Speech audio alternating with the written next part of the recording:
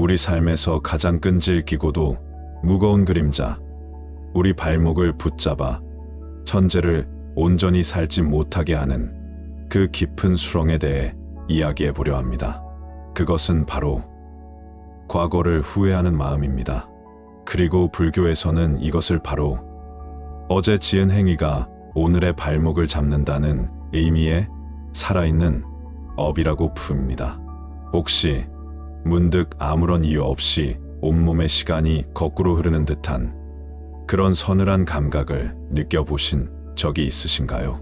화창한 오후, 좋은 사람들과 함께 따스한 찻잔을 앞에 두고 웃고 떠들다가도 아주 잠깐의 침묵, 그 찰나의 순간에 까마득히 잊었다고, 이제는 완전히 괜찮다고 믿었던 과거의 어떤 날, 어떤 장면이 마치 번개가 치듯 눈앞에 섬광처럼 펼쳐지는 경험 말입니다. 그 순간 온몸의 피가 차갑게 식어 발끝으로 떨어지는 듯한 느낌, 가슴 한가운데에 무겁고 차가운 돌덩이 하나가 툭 하고 던져지는 듯한 아찔한 감각, 귓가에는 그때 내가 차마 내뱉지 못했던 비겁한 침묵이, 혹은 너무나 쉽게 내뱉어 버렸던 어리석고 잔인한 말이 마치 깨지고 늘어난 낡은 레코드판처럼 지지직거리는 소음과 함께 끝도 없이 반복됩니다. 당신의 마음이라는 이름의 낡고 어두운 극장 안에서 그때라는 제목의 흑백 필름이 하루에도 수십 번씩 당신의 의지와는 아무런 상관없이 강제로 상영되고 있는 것입니다. 너무나 생생하고 너무나 선명해서 마치 방금 일어난 일처럼 느껴지는 그 고통스러운 필름 속에서 당신은 극장의 유일한 관객이 되어 속수무책으로 앉아 있습니다. 또다시 스크린 속에 나는 같은 실수를 반복하고 같은 상처를 주고받으며 영원히 끝나지 않을 것만 같은 후회의 장면을 되새김질합니다. 아, 그때 내가 왜 그랬을까? 왜 그런 어리석은 말을 했을까?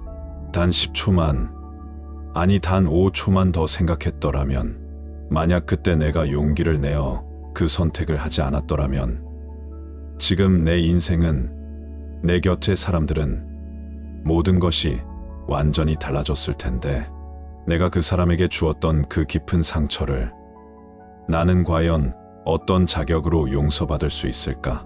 아니, 나는 결코 용서받지 못할 거야. 평생 이 죄책감을 안고 살아가야 마땅해. 이 후회라는 이름의 날카로운 속삭임은 세상이 모두 잠든 깊은 밤이 되면 더욱더 크고 명료한 괴물이 되어 우리를 찾아옵니다. 고요하고 아늑해야 할 당신의 침실은 과거의 망령들을 심판하는 세상에서 가장 혹독하고 외로운 법정이 됩니다. 이성이라는 이름의 냉혹한 검사는 빛바랜 기억의 서류들을 증거로 제출하며 그때의 나라는 이름의 초라한 죄인을 향해 온갖 날카로운 논리로 비난을 퍼붓습니다. 피고는 그때 충분히 다른 선택을 할 수 있었음에도 불구하고 이기심과 어리석음으로 인해 최악의 결과를 초래했습니다. 수많은 상상의 배심원들이 나를 향해 손가락질하며 수군거립니다. 스크린 속에서 상처받았던 그 사람의 얼굴이 클로즈업되어 원망의 눈빛으로 나를 쏘아봅니다. 그때 나는 피고인석에 앉아 아무런 변명도 하지 못한 채 고개를 푹 숙이고 모든 비난의 화살을 온몸으로 맞고 있습니다. 밤이 새도록 이어지는 이 잔인하고 외로운 재판 속에서 우리의 영혼은 잠들지 못한 채 시들어가고 멍들고 조각나고 지쳐갑니다. 우리는 이 고통스러운 필름을 어떻게든 멈추기 위해, 이 지긋지긋한 재판에서 벗어나기 위해 애써 다른 생각들로 마음을 채우려 합니다. 더 바쁘게 일에 몰두하고, 더 많은 사람들을 만나 시끄럽게 떠들고, 더 자극적인 즐거움을 찾아 밤거리를 헤맵니다. 마치 과거라는 이름의 끈질긴 유령이 나의 뒤를 쫓아오지 못하도록, 숨이 턱까지 차오르도록 필사적으로 달리고 또 달리는 사람처럼 말입니다.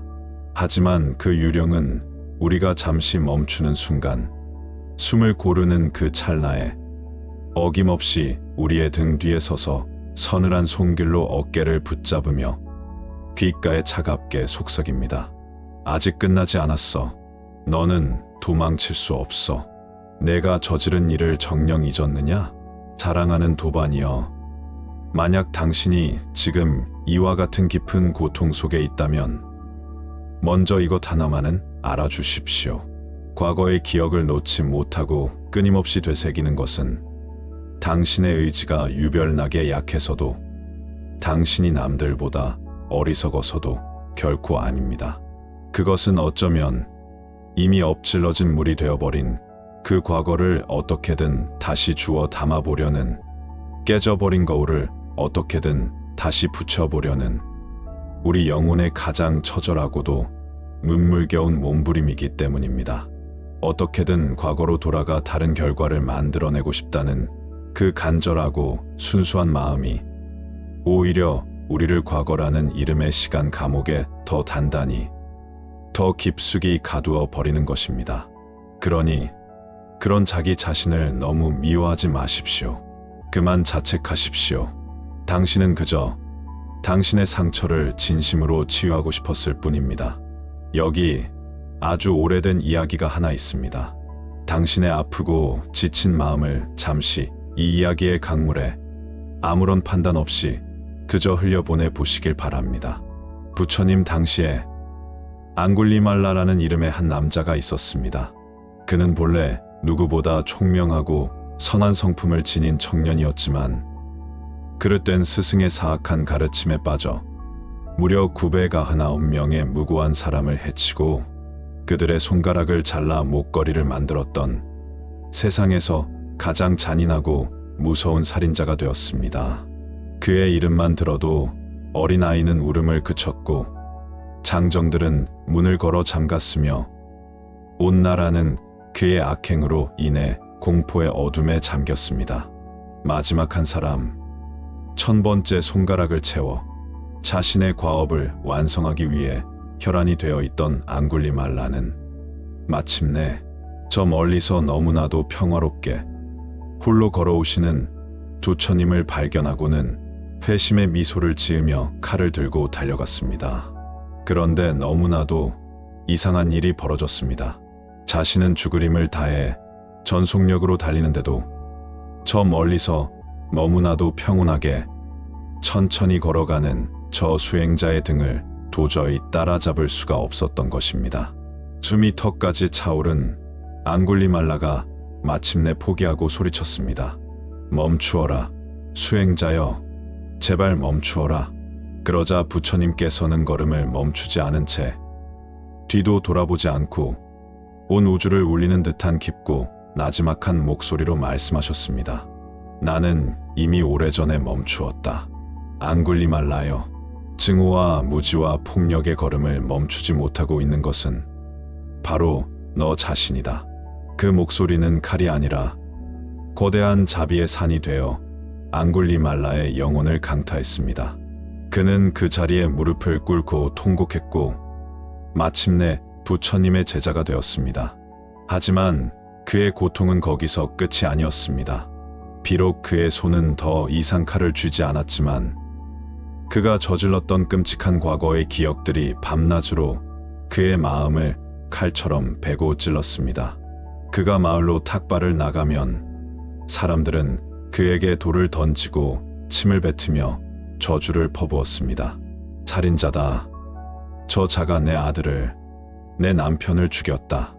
눈을 감으면 자신이 해쳤던 수많은 사람들의 고통스러운 얼굴과 비명이 나타나 그의 잠을 방해했습니다.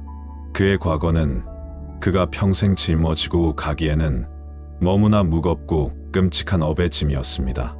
어느 날 온몸이 돌에 맞아 피투성이가 된 채 영혼의 고통 속에서 신음하는 앙굴리말라에게 부처님께서 조용히 찾아와 말씀하셨습니다. 앙굴리말라여, 지나가 버린 과거의 악업을 계속해서 생각하며 스스로를 벌하지 말아라. 이미 엎질러진 우유를 보고 밤새도록 슬퍼한들 그 우유를 단 한 방울이라도 다시 그릇에 담을 수는 없는 법이다.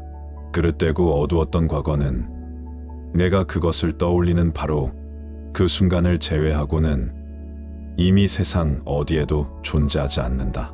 중요한 것은 지금 이 순간부터 너의 몸과 말과 생각으로 선하고 이로운 업을 새로이 쌓아나가는 것이다. 과거라는 어둠을 탓하며 주저앉아 있지 말고 현재라는 이름의 작은 촛불을 켜는 것이 바로 지혜로운 자의 길이다. 이 위대한 가르침 속에서 우리는 우리 모두의 질문과 마주하게 됩니다. 과거는 결코 바꿀 수 없는데 어떻게 그 과거의 업에서 벗어날 수 있단 말인가?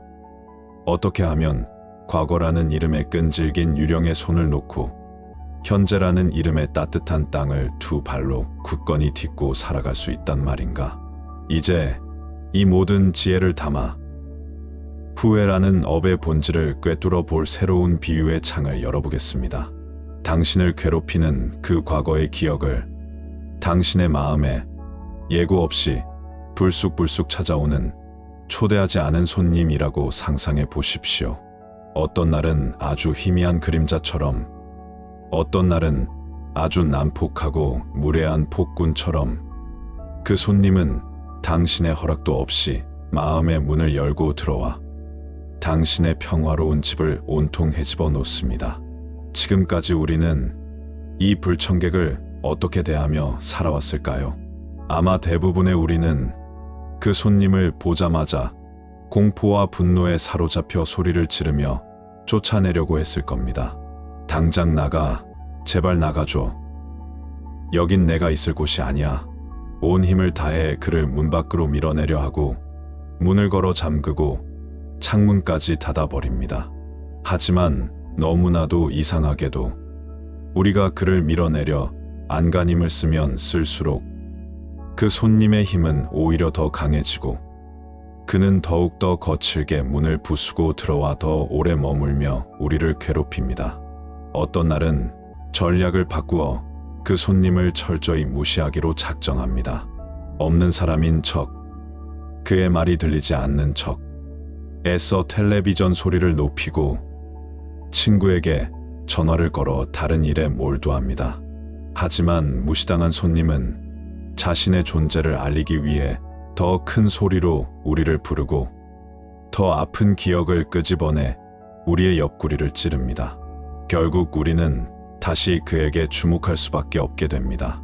초대받지 않은 손님, 즉 후회라는 감정의 본질이 바로 이와 같습니다. 우리가 그것과 싸우려 하거나 그것으로부터 도망치려 하는 한 우리는 결코 그 소나기에서 벗어날 수 없습니다. 오히려 우리의 저항과 외면, 우리의 그 격렬한 반응이 그 유령 같은 손님에게는 가장 좋은 영양분이 되어 그를 더욱더 살찌우고 강하게 만들 뿐입니다. 그렇다면 대체 어떻게 해야 한다는 말입니까?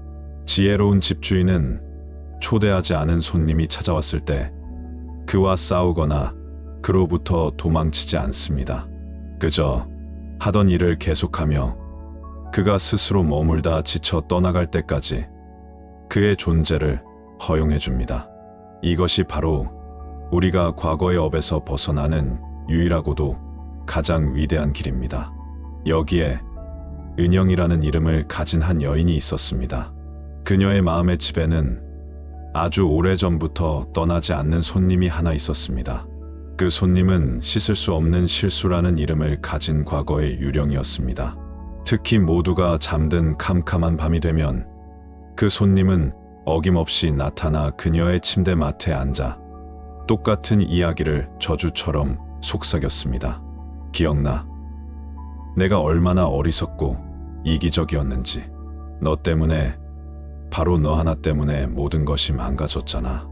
은영 씨는 지난 10년간 이 손님과 싸우느라 자신의 모든 젊음과 기력을 소진해버렸습니다. 그녀의 마음의 집은 유령과의 지긋지긋한 싸움으로 인해 폐허처럼 엉망진창이 되었고 현재의 삶을 가꾸고 살아갈 힘이 단 조금도 남아있지 않았습니다. 그러던 어느 비 오는 새벽이었습니다. 밤새도록 이어진 유령과의 싸움에 완전히 지쳐버린 그녀는 텅 빈 눈으로 화장실 거울 속 자신을 바라보았습니다. 거울 속에는 완전히 낯선 여인이 있었습니다. 불안과 죄책감의 독에 중독되어 본래의 총명하고 따뜻했던 빛을 완전히 잃어버린 한 사람이, 바로 그 순간 그녀는 거울 속 자신의 눈동자 뒤편에서 자신을 조종하고 있는 그 유령의 얼굴을 보았습니다. 그리고 처음으로 깨달았습니다. 자신을 정말로 파괴하고 있는 것은 과거의 그 실수라는 단 한 번의 사건이 아니라 그 실수의 기억이라는 손님과 매일 밤 피투성이가 되도록 싸우고 있는 지금의 나 자신이라는 사실을 말입니다. 그것은 거대한 전환점이었습니다. 승리가 아닌 완전한 항복에서 오는 눈물겨운 깨달음이었습니다. 그래, 이제 더 이상 너와 싸울 힘이 없어. 내가 졌어. 그냥 여기에 있어. 마음대로 해. 하지만 나도 이제 내 삶을 살아야겠어. 그날 밤 어김없이 그 손님이 찾아와 그녀의 귓가에 익숙한 비난을 속삭이기 시작했습니다.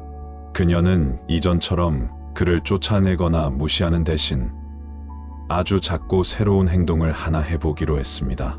자리에서 일어나 자신을 위해 따뜻한 우유 한 잔을 정성껏 데우는 것이었습니다. 유령은 계속해서 속삭였습니다. 지금 이렇게 한가하게 우유나 마실 때가 아닐 텐데. 넌 평생을 괴로워하며 벌을 받아야 마땅해.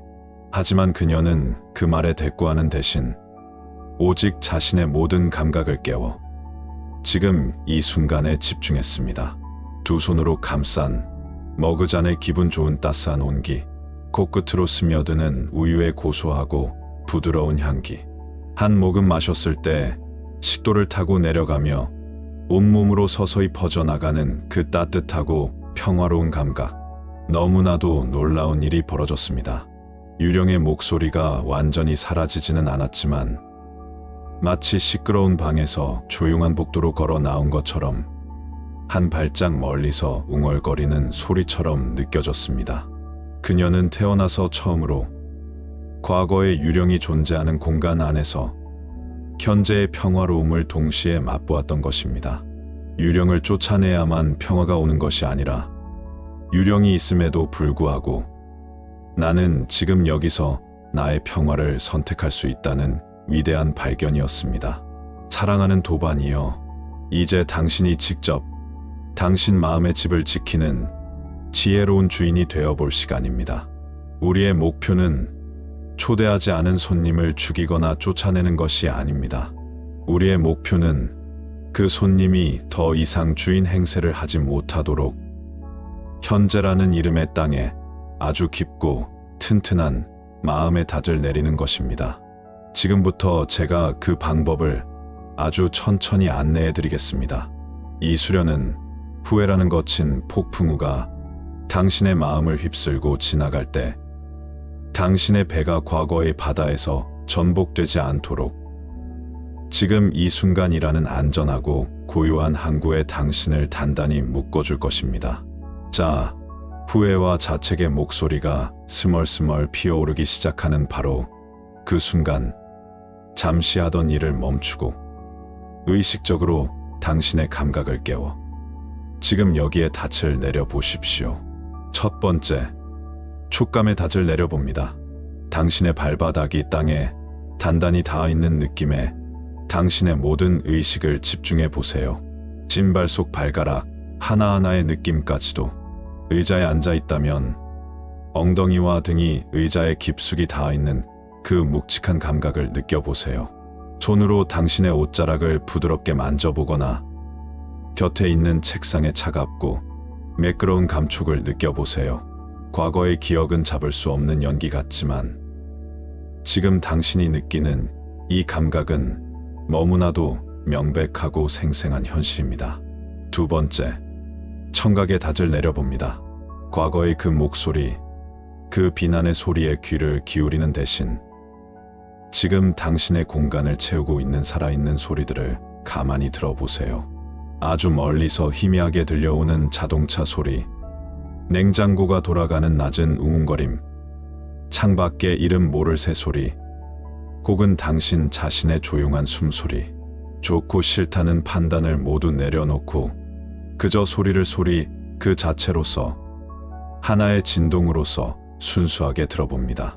세 번째, 호흡의 닻을 내려봅니다. 이것이 가장 깊고 가장 강력한 닻입니다. 당신의 모든 의식을 오직 숨이 들어오고 나가는 그 미세한 감각으로 가져와 보세요. 숨이 들어올 때 아랫배가 풍선처럼 부풀어 오르고, 숨이 나갈 때 바람 빠진 풍선처럼 천천히 가라앉는 그 자연스럽고 평화로운 움직임. 과거의 유령은 계속해서 당신의 어깨를 흔들며 말을 걸지도 모릅니다. 이런다고 뭐가 달라져? 넌 여전히 죄인이야. 괜찮습니다. 그의 말에 대꾸할 필요도, 그를 설득할 필요도 없습니다. 당신의 유일한 임무는 그저 아무 말 없이 갓난아기를 돌보는 어머니의 마음으로 묵묵히 당신의 소중한 호흡을 지켜보는 것입니다. 숨을 한번 깊이 들이쉬고 내쉴 때마다 당신은 과거라는 이름의 시간 감옥에서 한 걸음씩 빠져나와 현재라는 이름의 눈부신 자유의 땅으로 걸어 나오는 것입니다.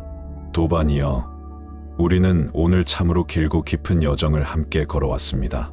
이제 우리는 어렴풋이나마 알게 되었습니다.